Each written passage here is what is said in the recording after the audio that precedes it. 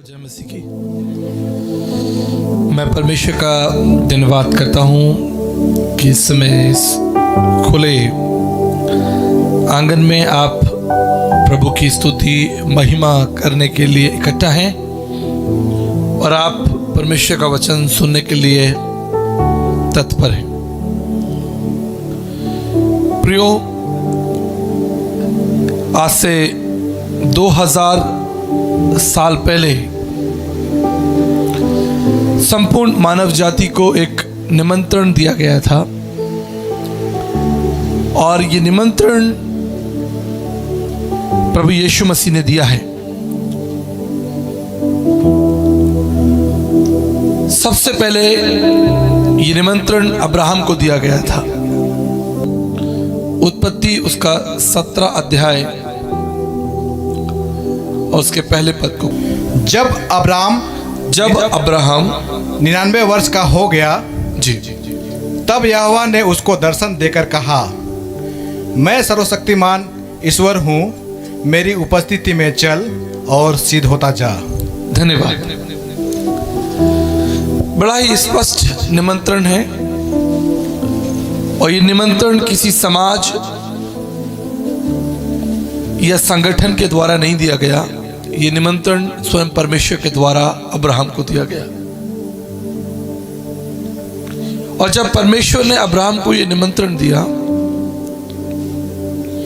तो उसे अपना परिचय भी दिया कि वो कौन है जो बोल रहा है।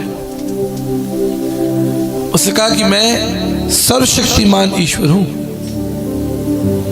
मैं कोई संत, कोई महात्मा, कोई गुरु, कोई पीर, पैगंबर, ज्ञानी, तत्वदर्शी, दर्शन शास्त्री नहीं, मैं सर्वशक्तिमान परमेश्वर हूं। और आगे उसे निमंत्रण देकर यह कहा गया कि मेरी उपस्थिति में चल और सिद्ध होता जा। मेरे प्रियो, हमेशा इस बात को स्मरण रखिएगा कि परमेश्वर मनुष्य को सलाह नहीं देता, परमेश्वर मनुष्य को आदेश देता है, क्योंकि उसकी आज्ञा में हमारे लिए जीवन है, भलाई है, उन्नति है। परमेश्वर कभी किसी व्यक्ति को सलाह देना पसंद नहीं करता, वो आज्ञा देता है। इसलिए बाइबल बताती है, उत्पत्ति उसका 6 अध्याय और उसके 22 पद को पढ़ें। परमेश्वर की इस आज्ञा के अनुसार नूह ने किया। और बाइबल हमें यह भी बताती है कि एक आज्ञा परमेश्वर ने नूह को भी दी थी जहाज बनाने के लिए, और लिखा है कि परमेश्वर की इस आज्ञा के अनुसार नूह ने किया। और आप इन दोनों व्यक्तियों के जीवन पर जरा मनन कीजिए, चिंतन कीजिए। आज अब्राहम को कौन नहीं जानता? पूरे विश्व के अंदर लोग अब्राहम को जानते हैं। क्यों? क्योंकि उसने परमेश्वर की आज्ञा को माना। अब्राहम परमेश्वर के पीछे चला,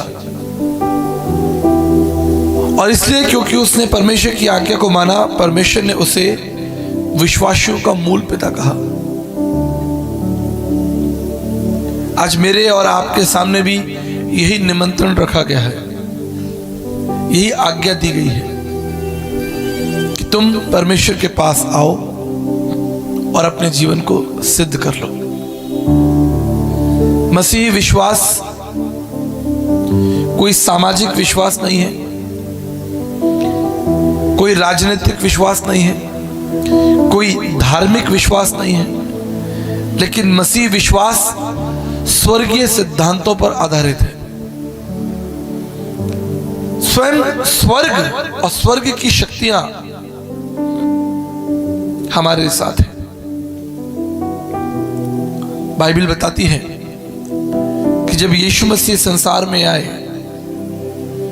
तो इससे पहले प्रभु यीशु मसीह संसार में हो, जन्म ले, स्वर्ग से स्वर्गदूत आए और उन्होंने मरियम से कहा कि तेरे एक पुत्र होगा और तू उसका नाम यीशु रखना।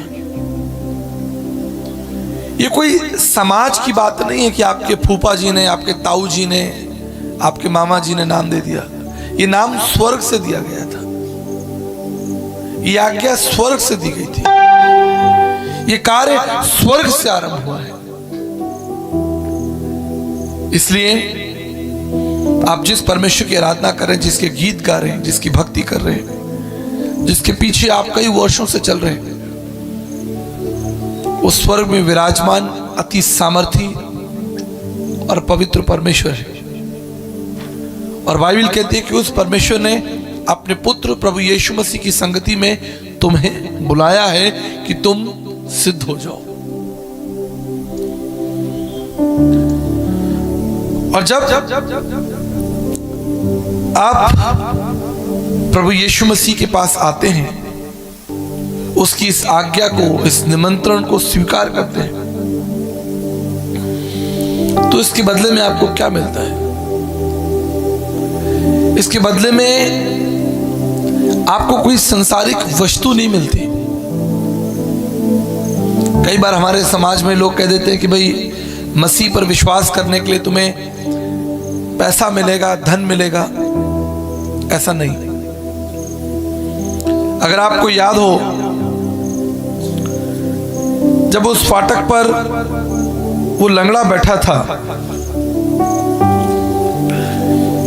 तो पतरस की ओर वो ताकने लगा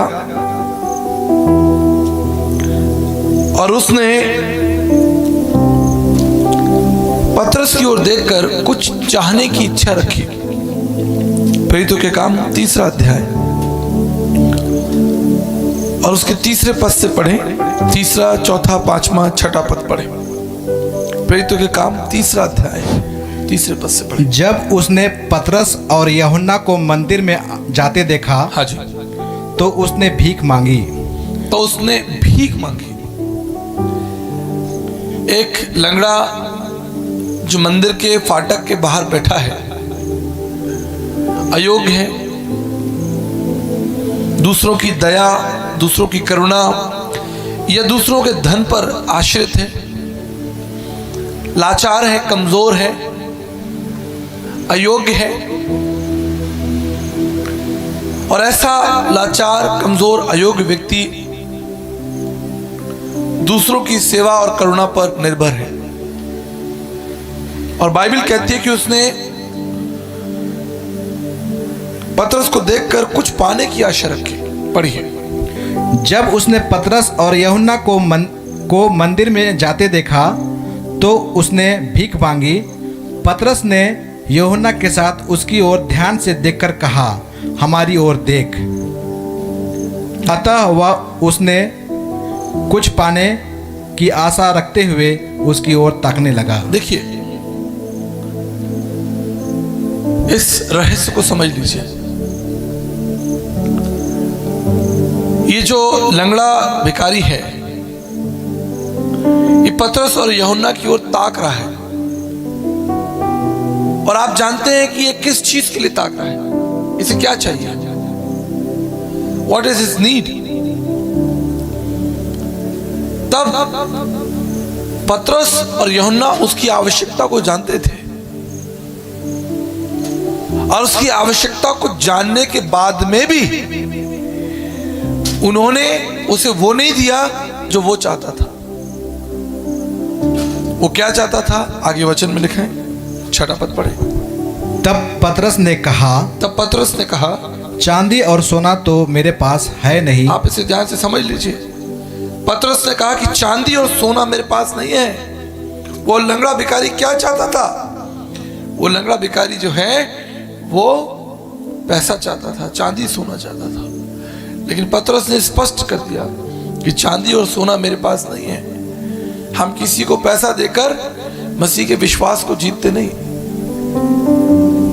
लेकिन हमारे पास क्या है? चांदी और सोना हमारे पास नहीं है, लेकिन हमारे पास क्या है? सुनिए।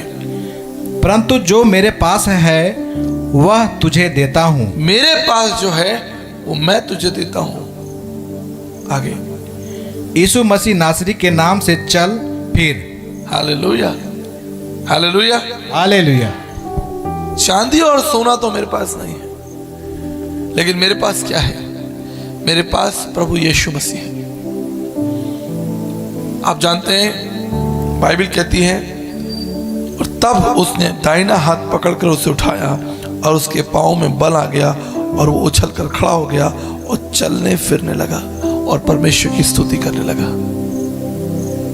स्वर्ग से ये प्रभु यीशु मसीह संसार में क्यों आया? ताकि वो आपको चंगाई दे सके, आपको जीवन दे सके, आपको आशा दे सके, आपको एक भविष्य दे सके, आपको उद्धार दे सके, आपको मुक्ति दे सके। स्वर्गदूतों ने कहा था उसके राज्य का कभी अंत नहीं होगा। स्वर्गदूतों ने कहा था वो सबके पापों को मिटा देगा।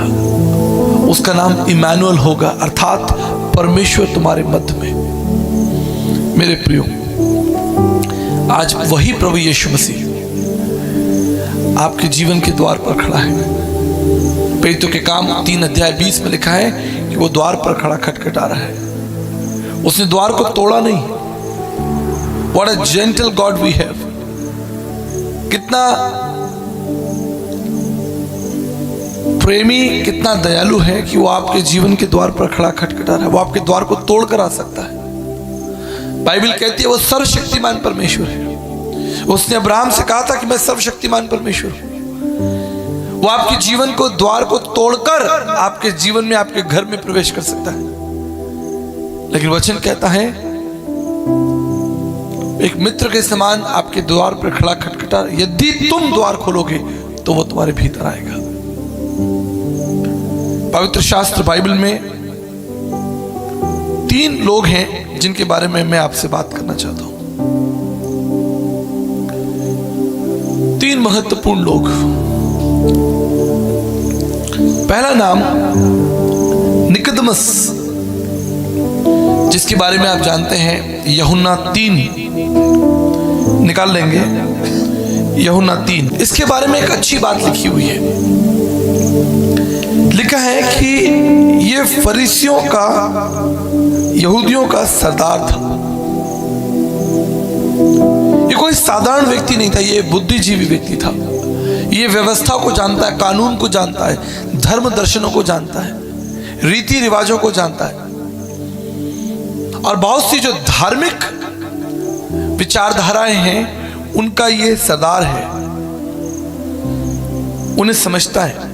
बाइबल कहती है फरीसियों में से निकोदेमस नामक एक मनुष्य था जो यहूदियों का सरदार था। उसने रात को यीशु के पास आकर उससे कहा, हे रबी, हम जानते हैं कि तू परमेश्वर की ओर से गुरु होकर आया है, क्योंकि इन चिन्हों को जो तू दिखाता है यदि परमेश्वर ना हो तो नहीं दिखा सकता। यदि परमेश्वर तेरे साथ ना हो तो ये काम असंभव है। निकोदेमस ने अपनी आंखों से प्रभु के वैभव को, उसके ऐश्वर्य को देखा, उसकी सामर्थ को देखा, उसके ज्ञान को सुना। इसलिए आधी रात को चुपचाप प्रभु यीशु मसीह से मिलने आता है और कहता है कि अनंत जीवन का अधिकारी होने के लिए मैं क्या करूं। आगे कहता है वो, तो यीशु ने उससे कहा कि मैं तुझसे सच सच कहता हूं, जब तक कोई मनुष्य जल और आत्मा से ना जन्मे वो परमेश्वर के राज्य में प्रवेश नहीं कर सकता। लेकिन आगे हमें कोई ऐसा संदेश नहीं मिलता जो ये दिखाता हो, बताता हो या हमें समझाता हो कि निकोदेमस प्रभु यीशु मसीह का शिष्य बन गया। ऐसा कोई संदेश हमें दिखाई नहीं देता। आप जानते हो क्यों? क्योंकि वो यहूदियों का सरदार था। एक और व्यक्ति के बारे में हम अध्ययन करेंगे जिसका वर्णन हमको मत्ती की इंजील उसके 19 अध्याय में मिलता है। निकालेंगे मत्ती की इंजील और उसका 19 अध्याय और उसके 16 पद से हम पढ़ेंगे। यह लिखा है, एक मनुष्य यीशु के पास आया और उसने कहा, हे गुरु, मैं कौन सा भला काम करूं कि मैं अनंत जीवन पाऊंगा। आप जानते हैं प्रभु ने ऐसे वही निमंत्रण दिया जो अब्राहम को दिया गया था। 21 पद में लिखा है, उसने कहा, यदि तू सिद्ध होना चाहता है। अब्राहम को प्रभु ने कहा, मेरे पीछे चल, मैं तुझे सिद्ध करूंगा। लेकिन बाइबल बताती है ये व्यक्ति बहुत धनी था, ये ज्ञानी नहीं था, तत्वदर्शी नहीं था, he was not a scholar. लेकिन इसकी जो विशेषता थी, इसकी विशेषता ये थी कि एक धनवान व्यक्ति था। निकोदेमस के लिए लिखा है वो यहूदियों का सरदार था, और इस जवान के लिए लिखा है कि एक धनी व्यक्ति था।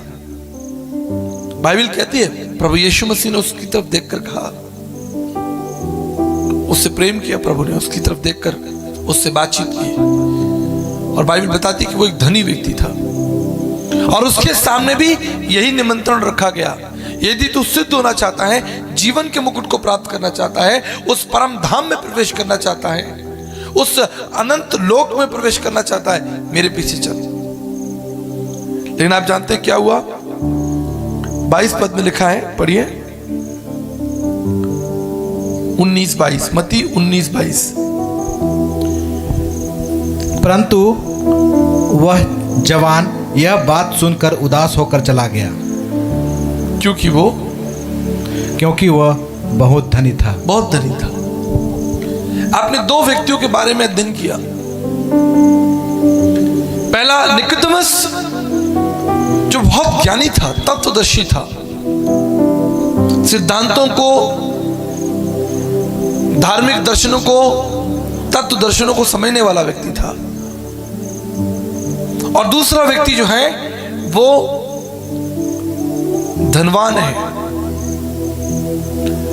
आज हमारे समाज में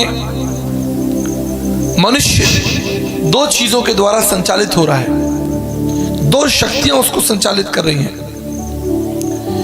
पहली शक्ति जो है वो है प्रतिष्ठा, मान और सम्मान।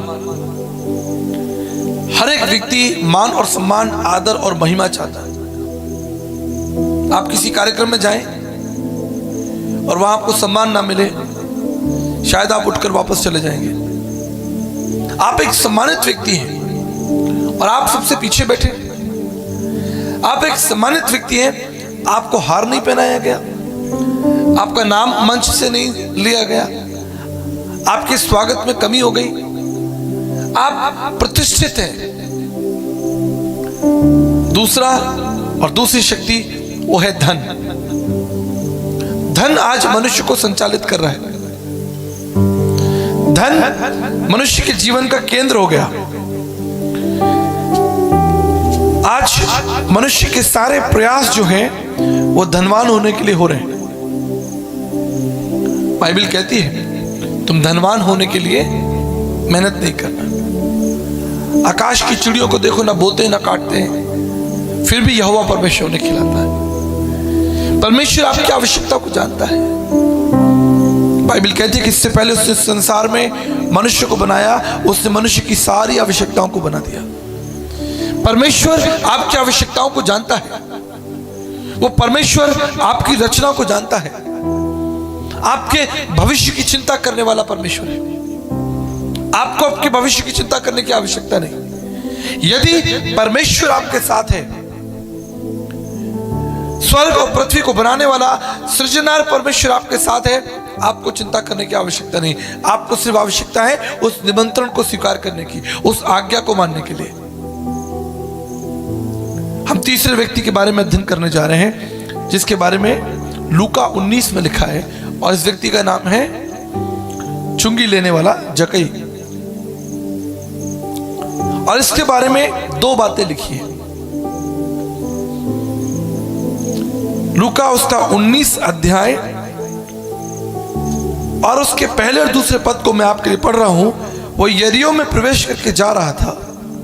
वह जक्कई नाम का एक मनुष्य था जो चुंगी लेने वालों का सरदार और धनी था। वचन पर गौर कीजिएगा। निकोदेमस के लिए लिखा है कि वो यहूदियों का सरदार था, वो एक प्रतिष्ठित व्यक्ति था, समाज में उसकी प्रतिष्ठा थी। और धनवान जवान के लिए लिखा है कि वो धनवान व्यक्ति था, और ये दोनों लोग प्रभु को छोड़कर चले गए। They both left। प्रतिष्ठित समाज में प्रतिष्ठा रखने वाला व्यक्ति प्रभु को छोड़कर चला गया। समाज में एक धनवान व्यक्ति प्रभु को छोड़कर चला गया। लेकिन एक तीसरा व्यक्ति है जिसके बारे में बाइबल बताती है, वो एक प्रतिष्ठित सरदार था, वो चुंगी लेने वालों का सरदार था। उसके आगे लोग नमस्कार करते थे। चीफ टैक्स कलेक्टर, समाज में उसकी प्रतिष्ठा थी, नाम था। और दूसरा बाइबल बताती है वो चुंगी लेने वाला था और धनवान भी था। He was not only a man in the society, but he was a rich man. वो केवल एक सामाजिक प्रतिष्ठा रखने वाला नहीं, कुछ लोग उससे चिढ़ते भी होंगे क्योंकि चुंगी लेने वाला था, लोग उसे पापी कहते होंगे, लेकिन कोई फर्क नहीं पड़ता। धनवान है और यहूदियों और चुंगी लेने वालों का सरदार है, कोई फर्क नहीं पड़ता। अगर 2-4 लोग उसे पापी भी कहते, क्या फर्क पड़ता है? पैसा तो है ना, नाम तो है ना, आगे पीछे 100-200 आदमी तो है ना।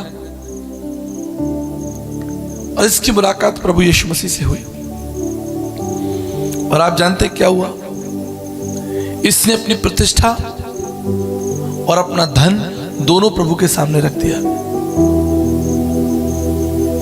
जक्कई ने वो किया जो शायद कोई मनुष्य नहीं कर सकता। कई बार हम इस अध्याय को पढ़कर निकल जाते हैं, लेकिन आज इस पर ध्यान दीजिए। बाइबल कहती है 19:8 में जक्कई ने खड़े होकर प्रभु से कहा, हे प्रभु, देख मैं अपनी आधी संपत्ति कंगालों को दे देता हूं, और यदि किसी मनुष्य का कुछ अन्याय करके ले लिया है उसे 4 गुना फेर देता हूं। उसने अपनी गलती को, अपने गुनाह को, अपने स्वभाव को, अपने पाप को समाज के सामने और प्रभु के सामने मान लिया। कितनी बड़ी चुनौती है। आज कोई भी व्यक्ति अपना पाप जो है वो समाज के सामने मानने को तैयार नहीं हो सकता। हर एक व्यक्ति कहेगा मैं तो अच्छा हूं, मैंने कोई गलती की नहीं है, ये इन लोगों ने मुझसे करवाई है, ये ऐसा इसलिए हुआ क्योंकि सामने वाले व्यक्ति ने ऐसा किया, इसलिए मैंने ऐसा कर दिया। लेकिन इस व्यक्ति के बारे में लिखा है, इसने प्रभु के सामने अपने गुनाहों को मान लिया, अपनी गलतियों को मान लिया, और बाइबल क्या कहती है? जो अपनी गलतियों को मान लेगा और अपने अधर्म को छोड़ देगा, उस पर दया होगी। उससे केवल माना ही नहीं, लेकिन इतिहास रच दिया। जक्कई ने इतिहास रच दिया। उसने कहा कि मैंने अगर किसी का अन्याय करके लिया है उसे 4 टाइम्स वापस करूंगा, 4 गुना। ना उसने केवल माना, लेकिन अपनी गलती को छोड़ दिया और 4 गुना भरपाई करके उसने वो कर लिया जो शायद दुनिया में बहुत से लोग नहीं कर पाए। उसने अपने प्रतिष्ठा को और अपने धन को प्रभु के चरणों में रख दिया। मेरे प्रियो, आज संपूर्ण मनुष्य जगत की जो सबसे बड़ी आवश्यकता है वो ये है कि आप अपनी प्रतिष्ठा को और अपने धन को प्रभु के चरणों में रख दें। अपनी शौहरत को, अपनी इज्जत को, अपनी कामयाबी को आप प्रभु के चरणों में रख दें। आज जानते हैं उसके बाद क्या होगा? उसके बाद वो होगा जिसकी आपने कल्पना नहीं की, जिसके बारे में लिखा है 19:10 में कि आज इस घर में क्या हुआ है? उद्धार आया है। ये कोई साधारण शब्द नहीं है। अगर आपने उद्धार पाया है तो आप इस जक्कई को परमेश्वर के राज्य में देखोगे। हालेलुया। ये कोई साधारण घटना नहीं है। आज इस व्यक्ति के बारे में आप अध्ययन कर रहे हैं, मनन कर रहे हैं, आप इस व्यक्ति को परमेश्वर के राज्य में देखेंगे, क्योंकि आज से 2000 साल पहले इसके घर में प्रभु यीशु मसीह आए थे। इसके घर में उद्धार आया था। इसने अपने घर में प्रभु का स्वागत किया। प्रभु का वचन क्या कहता है? मरकुस 8:36 में, यदि मनुष्य सारे जगत को प्राप्त कर ले, सारे जगत को, पूरे संसार में आपका नाम हो, आपकी प्रतिष्ठा हो, आपकी जय जयकार हो, समाज, राजनीतिक दल, सरकार आपका स्वागत करे, लोग आपका स्वागत करें, लेकिन क्या लाभ कि आप परमेश्वर के राज्य में, उस अनंत राज्य में ना पहुंच पाए? क्या लाभ होगा? कई बार हम अखबारों में घटनाएं पढ़ते हैं, बड़े बड़े अधिकारी, मंत्री, बड़े बड़े पदों पर, बड़ी बड़ी योग्यताओं पर, लेकिन फिर अंततः पता चलता है ये व्यक्ति तो दुष्ट था, ये व्यक्ति तो पापी था, ये व्यक्ति तो अन्याय करने वाला था, ये तो लोगों के साथ बुरा, वो खुल जाती हैं, उनकी वो किताबें खुल जाती हैं, कानून उन्हें पकड़ लेता है और उन्हें जेल में डाल देता है। अभी परसों ही अखबार में, जयपुर के अखबार में 3 बड़े अधिकारी घूस लेते हुए पकड़े गए। 1 करोड़ रुपया तो घर में ही था, 1 करोड़ रुपया तो उनके घर में था, और नोट गिनने की मशीन भी उनके घर में रखी हुई थी। उन्हें पहले ही पता था कि हमारे पास इतना पैसा है कि उस पैसे को हम नहीं गिन सकते। उन्होंने बाजार से नोट खरीदने की मशीन भी अपने घर में रख रखी है, और छापा पड़ा और 1 करोड़ रुपया उनके घर में निकला, जेल के अंदर है। सारे जगत को प्राप्त कर लो और अंततः तुम्हारा अंत जो है वो जेल में हो। मेरे प्रियो, याद रखिएगा, सरकार की जो जेल है, समाज की जो जेल है, वो कुछ सालों, कुछ वर्षों के लिए हो सकती है, लेकिन एक जेल है जो सनातन से सनातन के लिए है, वो अधर्मियों के लिए, पापियों और दुष्टों के लिए है। परमेश्वर उस मृत्यु से आपको बचाना चाहता है, उस अंधकार से आपको बचाना चाहता है। इसलिए परमेश्वर का वचन कहता है, यदि मनुष्य सारे जगत को प्राप्त कर ले और अंततः उसके प्राणों की हानि हो तो उसे क्या लाभ होगा। कई वर्षों पूर्व अमेरिका में एक बड़ी घटना घटी। एक बहुत बड़ा जहाज, पानी का जहाज जिसमें ऑयल जा रहा था, वो पानी का जहाज डूब गया और पूरे समुद्र में पेट्रोल और जो मोबिल होता है वो पूरा समुद्र के अंदर गिर गया, और सैकड़ों हजारों मछलियां, जीव जंतु, जो जलधारी जल में जीव जंतु रहते हैं, वो सब मर गए। वहां पर एक छोटा पेंगुइन था। पेंगुइन समझते हैं? एक पेंगुइन एक जंतु होता है जो दौड़ता भी है और पानी में तैरता भी है, पेंगुइन। तो जब बचाव दल आया तो बचाव दल ने देखा कि पेंगुइन जो है ये मर रहा है, आखिरी सांसें ले रहा है, गहरी गहरी सांसें ले रहा है। तो बचाव दल ने उसे बचाया और उसे डॉक्टर के पास में ले गए। 3 महीने तक उस पेंगुइन का इलाज चलता रहा। $30,000 अमेरिकी सरकार ने उस प्राणी को, पेंगुइन को बचाने के लिए खर्च कर दिया। अंततः वो पेंगुइन बच गया। पूरे अमेरिका के अंदर ये घटना अखबारों में छप गई कि सरकार एक पेंगुइन को बचा रही है। सभी लोग उसके लिए प्रार्थना करने लगे कि चलो वो पेंगुइन बच जाए, उसको प्राणदान मिल जाए। उसके अंदर पेट्रोल चला गया था। जब वो बच गया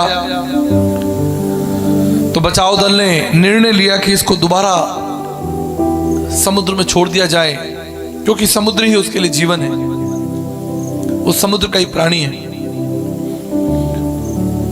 तो बड़े उत्साह के साथ लोग उस पेंगुइन को छोड़ने के लिए समुद्र किनारे गए। एक बड़े जहाज के ऊपर उस पेंगुइन को रखा गया। सैकड़ों हजारों लोग उसे देख रहे थे। उस कार्यक्रम को लाइव चलाया जा रहा था। छोटे बच्चे भी वहां खड़े थे। तभी जहाज के कैप्टन ने उस पेंगुइन को जहाज के किनारे खड़ा करके उसे धक्का दिया ताकि वो अपने घर, यानी उस जलधारा में जा सके, उस समुद्र में जा सके। सभी लोग खुश थे, आनंदित थे। तभी अचानक एक अद्भुत घटना घटी जिसकी कल्पना किसी ने नहीं की थी। जैसे ही वो पेंगुइन नीचे गिराया गया, पानी के नीचे एक शार्क मछली उसको देख रही थी।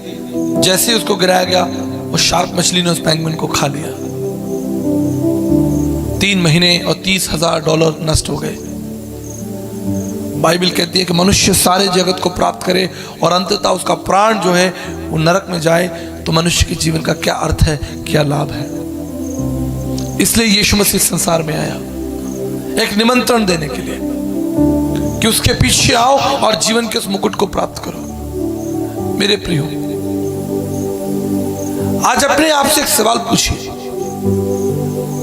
अपने आप से एक सवाल पूछिए, क्या जीवन की दौड़ के बाद आप उस स्वर्गीय स्थान में पहुंच पाएंगे जो आपके लिए रखा गया था? यीशु ने कहा, मैं जाकर तुम्हारे लिए जगह तैयार करता हूं। क्या उस जगह आप पहुंच पाएंगे? क्या आपका स्वभाव, क्या जीवन की कोई ऐसी बात, कोई बुराई, कोई अधर्म, कोई छिपा हुआ रहस्य, छिपी हुई वो शार्क मछली छिपी हुई थी? आपके जीवन की कोई ऐसी बात जो छिपी हो, वो आपके जीवन को विनाश कर सकती है।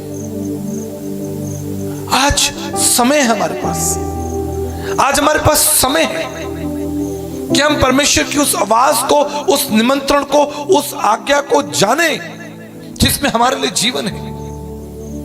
प्रभु ने क्या कहा? Book of Romans chapter 4 verse 7 and 8, धन्य है जिसके अधर्म क्षमा हुए, धन्य जिसके पाप ढांपे गए, और धन्य जिसे मनुष्य, उस मनुष्य को जिसे परमेश्वर पापी न ठहराए। हो सकता है आप अपने पासवान माता पिता, भाई बंधु, समाज की दृष्टि में एक अच्छे व्यक्ति हो। लोग कहें नहीं, ये व्यक्ति तो बहुत अच्छा है, ये बहुत पढ़ा लिखा है, बड़ा योग्य है, हम इस पर भरोसा कर सकते हैं, हम इस पर विश्वास कर सकते हैं। संभव है कि सामाजिक दृष्टि में आपका पद ऊंचा हो, लेकिन अपनी आत्मा से एक सवाल पूछिए, अपने विवेक से एक सवाल पूछिए, क्या आप वो मनुष्य हैं जिसे परमेश्वर पापी ना ठहराए? और प्रभु कहे नहीं, ये व्यक्ति अच्छा है। आप जानते हैं, नूह के बारे में मुझे एक बात बहुत सुंदर लगती है। मैं जब जब इस वचन को पढ़ता हूं मैं बड़ा आनंदित होता हूं। लिखा है उत्पत्ति की पुस्तक उसके 6 अध्याय में और उसके 9 पद को अगर आप पढ़ें, मैं चाहता हूं आप निकालें, मैं चाहता हूं कि आप पवित्र शास्त्र बाइबल के अंदर इस पद को देखें। उत्पत्ति की पुस्तक उसका 6 अध्याय और उसके 9 पद को पढ़ें। नूह की वंशावली यह है, जी, नूह की वंशावली यह है, नूह धर्मी पुरुष और अपने समय के लोगों में खरा था। बाइबल क्या कहती है? नूह धर्मी था और नूह खरा था। और मेरी बात ध्यान से सुनिए, नूह की यह गवाही कोई संस्था, समाज और संगठन और व्यक्ति नहीं दे रहा है। नूह की गवाही स्वयं परमेश्वर दे रहा है। स्वयं परमेश्वर कह रहा है कि ये व्यक्ति जो है ये धर्मी, और आगे क्या लिखा है भाई, पढ़ दीजिए। नूह धर्मी पुरुष और अपने समय के लोगों में खरा था, और नूह परमेश्वर ही के साथ साथ चलता रहा। हालेलुया! हाथ उठाकर स्वर्ग के परमेश्वर का धन्यवाद करें। आप देखिए, परमेश्वर नूह की गवाही दे रहा है, ये व्यक्ति धर्मी है और ये खरा है और ये परमेश्वर के साथ चलता है। आप जानते हैं, ऐसा ही जन परमेश्वर के राज्य में प्रवेश करेगा। झूठ बोलने वाले जीव, घूस लेने वाले हाथ, मृत्यु के लिए वेग से दौड़ने वाले पैर, एक ऐसा हृदय जो कपट से भरा हो, जिसके जीवन में षड्यंत्र हो, जो अपने पड़ोसी के लिए षड्यंत्र रचता हो, वो परमेश्वर के राज्य में प्रवेश नहीं कर सकता। आज इस पंडाल में बहुत सारे लोग बैठे हैं, आप जो पीछे तक बैठे हैं, सबसे पीछे आप बैठे हैं, सबसे पीछे आप बैठे हैं, आप परमेश्वर की दृष्टि में अनमोल हैं। हो सकता है कि सामाजिक दृष्टि से आप गरीब हो, कम पढ़े लिखे हो सकता है सामाजिक प्रतिष्ठा और धन आपके पास ना हो, कोई फर्क नहीं पड़ता, लेकिन जो फर्क पड़ता है वो ये कि इस जीवन के बाद क्या आप अनंत जीवन के राज्य में प्रवेश कर पाएंगे। संसार का दुख, संसार की चिंताएं, संसार की प्रतिष्ठा, धन वैसे भी समाप्त हो जाएगा, संसार की दौड़ वैसे भी समाप्त हो जाएगी, लेकिन क्या आप परमेश्वर के राज्य में प्रवेश कर पाएंगे? ये सवाल आप अपने आप से पूछिए। कोई इस सवाल का उत्तर नहीं दे सकता, कोई इस सवाल का उत्तर नहीं दे सकता। आप कैसे हैं, आप कहां जा रहे हैं, कोई इसका उत्तर नहीं दे सकता। इसका उत्तर केवल 2 लोग जानते हैं, या तो परमेश्वर आपके मन को जानता है, या स्वयं आप अपने आप को जानते हैं कि आप कहां जा रहे हैं। आपके जीवन का रहस्य या तो परमेश्वर जानता है या स्वयं आप जानते हैं। और आज उस परमेश्वर ने आपको एक निमंत्रण दिया है। आप याद रखिएगा, मैं आज के संदेश को विराम करना चाहता हूं समय को ध्यान में रखते हुए। ये भक्ति, ये आराधना तब तक संभव नहीं जब तक हमारे पाप क्षमा ना हो जाए। बाइबल कहती है केन और हाबिल दोनों प्रभु के पास में आए, दोनों ने प्रभु के लिए उपहार चढ़ाया, दोनों ने प्रभु की महिमा की, लेकिन वचन बताता है केन का जो उपहार था वो अस्वीकार कर दिया गया, उसकी जो ऑफरिंग थी उसको रिजेक्ट कर दिया गया। क्या गलती थी? अगर आप ध्यान से पढ़ेंगे तो आप पाएंगे कि कहीं ना कहीं कैन जो था वो परमेश्वर के लिए तो ठीक था, परमेश्वर के लिए तो उपहार लेकर आया था, तो परमेश्वर ने क्यों उसके उपहार को अस्वीकार कर दिया? सिर्फ इसलिए क्योंकि उसके मन में उसके भाई के प्रति छल था, क्रोध था। उसके भाई के मन में भाई के लिए इतनी सी बात थी और प्रभु ने उसके उपहार को अस्वीकार कर दिया। वो कह सकता था, प्रभु मेरा रिश्ता आपके साथ तो बहुत अच्छा है, देखो मैं आपके लिए उपहार लेकर आया, मैं भूला नहीं प्रभु, मैं आपकी वंदना कर रहा हूं, मैं आपकी आराधना कर रहा हूं, मैं आपको अपना प्रभु मानता हूं, आप मेरे सृजनहार परमेश्वर हैं, आप मेरे जीवन दाता हैं। लेकिन ये बातें काम नहीं आई। क्यों? क्योंकि उसके मन में उसके भाई के लिए द्वेष था। याद रखिएगा, अगर हमारे हृदय में पाप है, अंधकार है, झूठ है, बुराई है, हमारी उपहार संभव है कि परमेश्वर अस्वीकार कर दे। लेकिन एक आशा है, एक आशा है, और वो है प्रभु यीशु मसीह। अगर हम अपनी सारी बुराइयों को, अपने सारे अधर्म को, सारी दुष्टता को उसके चरणों में रख दें, जकई के समान अपनी सारी प्रतिष्ठा को, अपनी सारी योग्यताओं को उसके चरणों में रख दें और मान लें कि प्रभु मैंने अन्याय किया है, मान लें कि मैं एक दोषी हूं, मान लें और छोड़ दें। बाइबल कहती है तुम पर दया की जाएगी। हालेलुया।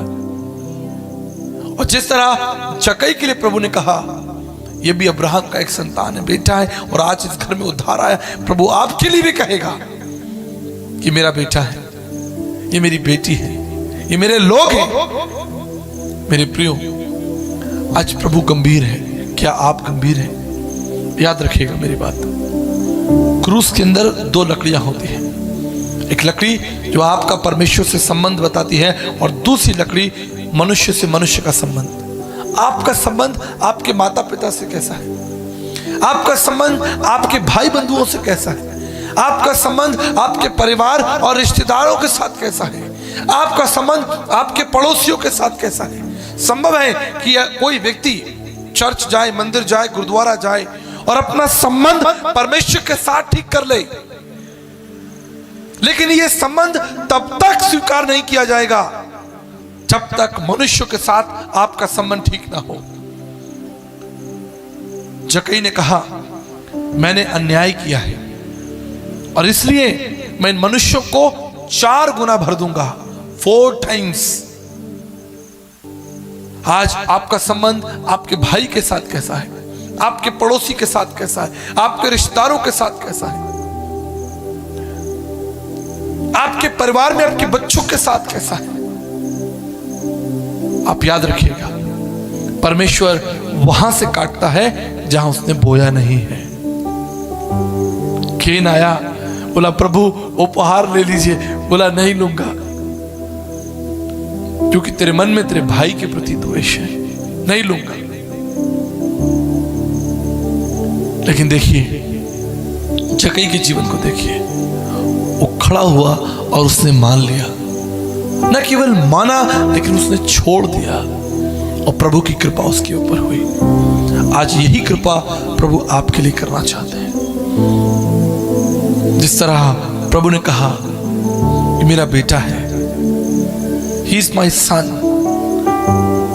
आज इसके पास उद्धार आया, इसके घर में उद्धार आया है, इसके जीवन में उद्धार आया है। आज यही परमेश्वर आपके लिए कहना चाहता है, आपसे कहना चाहता है कि मेरा बेटा है और आज इसके जीवन में उद्धार आया है। आनंदित हों, खुश हों, क्योंकि परमेश्वर आपके अधर्म और पापों को क्षमा करने के लिए तैयार है। आपने कुछ भी किया हो, कितना भी गहरा हो, आपने मनुष्यों को धोखा दिया है, आपने परमेश्वर को धोखा दिया है, आपने समाज और परिवार को धोखा दिया है, आपने बड़ों का अनादर किया है, आपने अपने माता पिता का अनादर किया है, अपने सगे संबंधियों का अनादर किया है, आपने हर वो बुराई की है जो परमेश्वर की दृष्टि में घृणित है। परमेश्वर कहता है कि आज मैं तुम्हारे अधर्म को क्षमा करने के लिए तत्पर हूं, तैयार हूं। आप तैयार हैं? जक्कई के समान वो लड़का धनवान था, चला गया। निकोदेमस प्रतिष्ठित व्यक्ति था, चला गया। लेकिन मैं परमेश्वर का धन्यवाद करता हूं, जक्कई ने सब कुछ उसके चरणों में रख दिया और उसको अपना प्रभु मान लिया। क्या आज आप उसको अपना प्रभु मानने के लिए तैयार हैं? यदि हाँ, तो अपने स्थान पर खड़े हुए मैं आपके लिए प्रार्थना करूंगा। धन्यवाद प्रभु जी, मैं आपके नाम को धन और पवित्र कहता हूं प्रभु। स्वर्ग की तरफ अपना हाथ उठाएं, दोनों हाथों को उठाकर प्रभु से कहें, प्रभु मैं अपना सब कुछ आपके चरणों में रखता हूं। न केवल अपनी योग्यताओं को, लेकिन अपनी कमियों को, अपनी घटियों को, अपनी बुराइयों को, हर एक उस बात को प्रभु मैं आपके चरणों में रखता हूं। आप मेरे प्रभु परमेश्वर, मेरे स्वामी हैं, मेरे सृजनहार परमेश्वर हैं। वचन कहता है कि मनुष्य सारे जगत को प्राप्त कर ले और अंत में अपने प्राणों की हानि उठाए तो उसे क्या लाभ होगा? आप इस संसार में सदा के लिए नहीं है। आपका जीवन इस पृथ्वी पर बहुत थोड़ा है, बहुत थोड़ा। आज का दिन जो चला गया वो कभी वापस नहीं आएगा। आज की ये रात कभी वापस नहीं आएगी। बाइबल कहती है कि प्रति भोर उसकी करुणा हमारे लिए नई हो जाती है। प्रति भोर एक नया दिन, नई संभावना, नई आशा परमेश्वर आपको देना चाहता है। आपको केवल हाथों को उठाकर कहना है, प्रभु मैं तैयार हूं, मैं तैयार हूं। धन्यवाद प्रभु जी, इन लोगों पर कृपा करना, इन पर दया करना प्रभु, इनकी सहायता करना। आपके पुत्र प्रभु यीशु मसीह के मीठे और पवित्र नाम से मांगते हैं। कलीसिया कहेगी आमीन।